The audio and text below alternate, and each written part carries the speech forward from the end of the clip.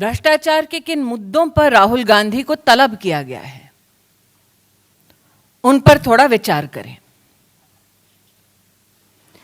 एक ऐसी कंपनी 1930 के दशक में गठित होती है जिसका काम है अखबार का प्रकाशन। उस कंपनी का नाम एसोसिएटेड जर्नल लिमिटेड। उस वक्त जिसके शेयर होल्डर थे 5000 से ज्यादा स्वतंत्रता सेनानी और जिस पर अब कब्जा है गांधी खानदान का। जिस अखबार के प्रकाशन के लिए स्वतंत्रता सेनानी शेयर होल्डर्स सुनिश्चित की गए, उसकी शेयर होल्डिंग एक परिवार को इसलिए दी गई ताकि वह अखबार का प्रकाशन ना करें बल्कि रियल एस्टेट का बिजनेस करें। साल 2008 में इस कंपनी ने अपने ऊपर 90 करोड़ का कर्जा चढ़ा लिया था और फैसला किया कि अब यह कंपनी प्रॉपर्टी के बिजनेस में उतरेगी। साल 2010 5 लाख रुपए से यंग इंडिया लिमिटेड नाम की कंपनी बनाई गई। महासचिव राहुल गांधी डायरेक्टर के रूप में इसमें सम्मिलित हुए। 75% मात्र उनकी हिस्सेदारी थी, बाकी उनकी माताजी के पास, मोतीलाल वोरा जी और ऑस्कर फर्नांडिस जी जैसे नेताओं के पास। इसके बाद एजीएल के 9 crore shares young India limited को दिए जाते हैं।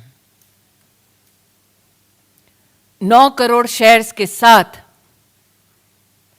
यंग इंडियन को इस कंपनी के 99% शेयर्स हासिल होते हैं। कांग्रेस पार्टी कंपनी को, मतलब एजीएल को 90 करोड़ का लोन देती है जो कांग्रेस पार्टी माफ कर देती है। आज मेरा प्रश्न है विनम्रता से उन लोगों से जिन्होंने कांग्रेस का समर्थन किया, कांग्रेस पार्टी के लिए डोनेशन दिया ताकि लोकतांत्रिक गतिविधियों में वो हिस्सा ले सके। क्या ऐसे डोनर्स की ये मंशा थी कि उनका पैसा कांग्रेस पार्टी उस कंपनी को समर्पित कर दे जिसमें मालिकाना हक गांधी खानदान का? मालिकाना हक कोई भी सामाजिक कार्य के लिए नहीं, क्योंकि यंग इंडिया ने अपनी स्थापना के वक्त एक लाइसेंस लिया under section 25 of companies act कि वो सिर्फ चैरिटी करेंगे। लेकिन साल 2016 में यंग इंडिया ने इस बात को स्वीकार किया कि उन्होंने 6 वर्ष की अवधि में चैरिटी का एक भी काम नहीं किया। प्रश्न यह उठता है, कंपनी बनाई जाती है समाज सेवा के लिए, लेकिन समाज की सेवा नहीं, वो कंपनी मात्र गांधी खानदान की सेवा करने तक सीमित हो जाती है। आज एक प्रश्न उन नेताओं से करना चाहती हूं जो ईडी के ऊपर दबाव डालने के लिए दिल्ली में उपस्थित हुए हैं। आपको राहुल गांधी अगर मिले तो उनसे पूछिएगा कि उनका संबंध डोटेक्स मर्चेंडाइज प्राइवेट लिमिटेड के साथ क्या है। डोटेक्स मर्चेंडाइज प्राइवेट लिमिटेड हवाला एंट्री ऑपरेटर कोलकाता से संबंधित है। जो कैश के बदले चेक देती है, जिसकी ट्रांजैक्शंस पर फाइनेंशियल इंटेलिजेंस यूनिट का रेड फ्लैग है, जो कांग्रेस के कार्यकर्ता आज दिल्ली में एकत्रित हुए हैं, वो राहुल गांधी जी से पूछिए कि गांधी खानदान का संबंध डोटेक्स मर्चेंडाइज प्राइवेट लिमिटेड से क्या है। क्या यह सत्य है